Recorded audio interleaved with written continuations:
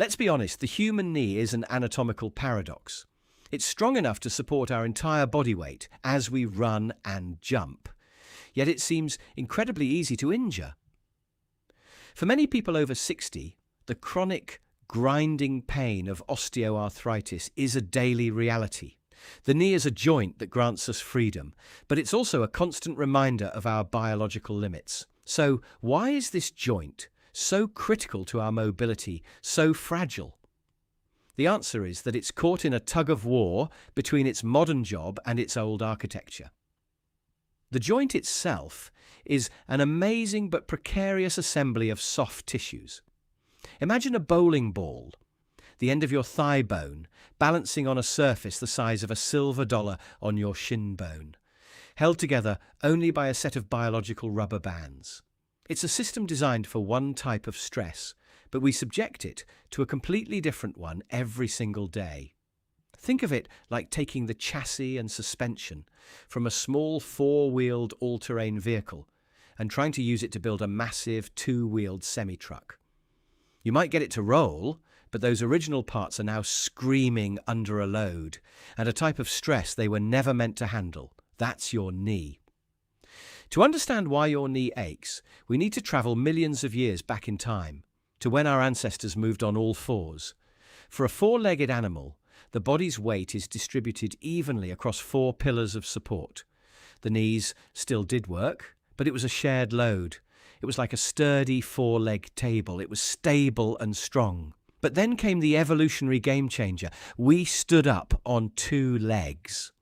This freed our hands to craft tools, carry food, and eventually build civilizations, but it created a massive structural problem. Suddenly, that stable four-legged table was trying to balance on just two legs. The entire weight of the upper body was now funneled directly down through the hips, into the knees and onto the ankles. The knee went from being a supporting actor to the reluctant star of the show, carrying the weight of the entire production. Evolution, however, isn't a perfect engineer with a blank slate.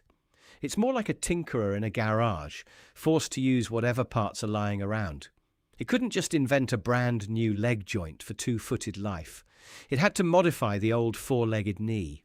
The result is a series of clever but imperfect hacks that made walking possible, but also left the knee fundamentally compromised.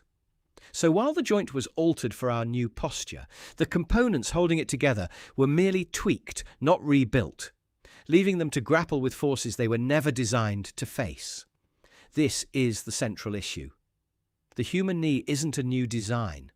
It's an update that let us conquer the world on 2 feet, but also cursed us to complain about our aching knees for eternity. To cope with the challenge of bipedalism, evolution applied a few key fixes to the old primate knee. Each solution, however, came with a new problem. These are the trade-offs that define our knees.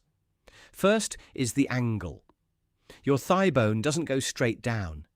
It angles inward from your hip to your knee, creating a slightly knock-kneed stance. This was a critical update for efficient walking, as it brings our feet closer to our centre of gravity and stops us from waddling. But this angle acts like a bent support beam in a building. While it helps stabilise the structure, it creates unnatural stress on the inner part of the knee joint, setting the stage for future problems. Second, the ends of the bones were remodelled. To handle the immense downward force, the bottom of the thigh bone and top of the shin bone became broader and flatter, like putting a wider base on a pillar to better distribute weight. But this transformed the joint's mechanics. The four-legged knee worked like a simple hinge on a garden gate. Our knee is more like a ball bearing rolling and gliding on a flat plate, held in place by elastic cables. This allows for incredible motion, but makes the whole structure less secure. Third is the kneecap's new role. For bipedalism, the kneecap was repositioned to act like a pulley, giving our thigh muscles better leverage to straighten the leg, making our stride more powerful, but like any rope on a pulley. If the alignment isn't perfect, it can easily slip out of its groove, This is a primary cause of that common nagging pain at the front of the knee. Finally, and perhaps most importantly, is the trade-off between flexibility and stability.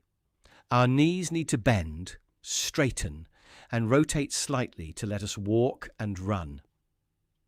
A suspension bridge is flexible, allowing it to sway with the wind, but it's inherently less stable than a solid stone arch bridge. Our knee is a suspension bridge. Its incredible flexibility is what allows us to be so agile, but its stability depends entirely on its ligaments, which can snap under the sudden twisting forces they were never truly built for. So, we have a joint that was hastily retrofitted for a new, high-stress job. For millions of years, this good-enough solution worked. It allowed our ancestors to survive, thrive, and populate the globe. But what happens when you take this compromised joint and throw it into the 21st century? You get an epidemic of knee injuries. Think of a modern athlete.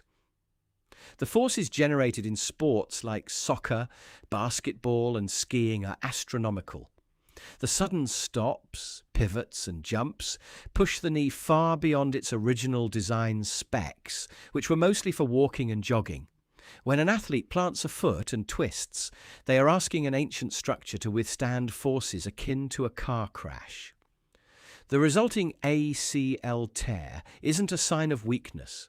It's a sign of hardware being pushed past its absolute breaking point. But it's not just athletes.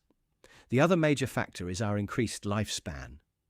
From an evolutionary perspective, what happens to your body after you've passed on your genes is irrelevant. The knee was built with a warranty that lasted through our reproductive years. But we're now trying to get 80, 90, or 100 years of use out of it. The slow, grinding wear and tear of the knee's cartilage, known as osteoarthritis, is the inevitable result of using a compromised joint for far longer than its intended service life. Recent science has added a fascinating twist. Researchers have found that the very genetic variants that gave us our bipedal knee structure are also linked to an increased risk for osteoarthritis. In other words, the evolutionary deal that allowed us to walk upright came with a fine print clause for joint pain later in life. The triumph of bipedalism and the curse of arthritis are two sides of the same coin. In the end, calling the human knee an evolutionary mistake is missing the point.